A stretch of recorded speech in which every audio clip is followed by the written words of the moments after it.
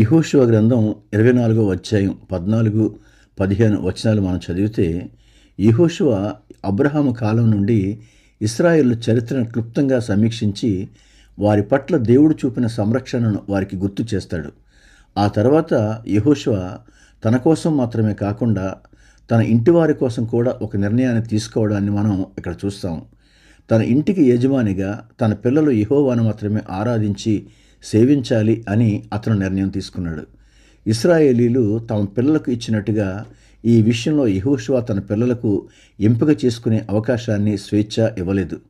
క్రైస్తవ నాయకులు ముందుగా తమ కుటుంబాలను నడిపించాలి.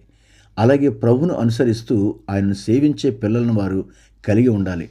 ఒక కుటుంబ యజమానిగా, ఆధ్యాత్మిక నాయకుడిగా యెహోషువ తీసుకున్న దృఢ నిర్ణయం ఇప్పటికీ అనేక కుటుంబాలకు, ముఖ్యంగా క్రైస్తవ నాయకులకు గొప్ప మార్గదర్శి. యెహోషువ కేవలం తన కుటుంబానికి ఆజ్ఞలు జారీ చేయలేదు. మొదట నేనును అని తన వ్యక్తిగత తీర్మానాన్ని ప్రకటించాడు. ఆ తర్వాతే నా ఇంటి వారును అన్నాడు. నాయకుడు మొదట దేవునికి లోబడినప్పుడే తన కుటుంబాన్ని సరైన మార్గంలో నడిపించగలడు. ఇది మాదిరికరమైన నాయకత్వం. యెహోషువ తన కుటుంబం విషయంలో దేవుణ్ణి సేవించాలా వద్దా అనే ఎంపిక వారికి వదిలిపెట్టలేదు. లోకంలో ఏ తండ్రి కూడా తన పిల్లల విషం తాగుతాను అంటే అది వారి ఇష్టం అని వదిలివేయడు.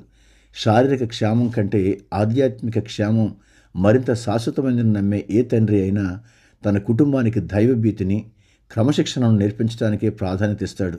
ఒక కుటుంబ యజమానిగా తన ఇంటిని సరైన మార్గంలో నడిపించడం తండ్రి యొక్క బాధ్యత మరియు కర్తవ్యం. ప్రార్థన. ప్రభువా, ఒక కుటుంబ యజమానిగా, ఆధ్యాత్మిక నాయకుడిగా తన కుటుంబ బాధ్యతలను నమ్మకంగా నెరవేర్చడానికి కావాల్సిన జ్ఞానాన్ని, వివేకాన్ని, ఓర్పును మీ బిడ్డలకు దయచేయండి. యెహోషువ వలె మొదట వారు మీకు లోబడి పిల్లలకు చిన్నతనం నుంచే దైవభీతిని, క్రమశిక్షణను, మీ వాక్య విలువలను నేర్పించే శక్తిని తల్లిదండ్రులకు ఇవ్వండి. వీరి ఇండ్లు మీ సమాధానంతోనూ, సంతోషంతోనూ, ఆత్మీయ ఎదుగుదలతోనూ నింపబడునుగాక. యేసుక్రీస్తు శక్తిగల నామంలో ప్రార్థిస్తున్నాం తండ్రి.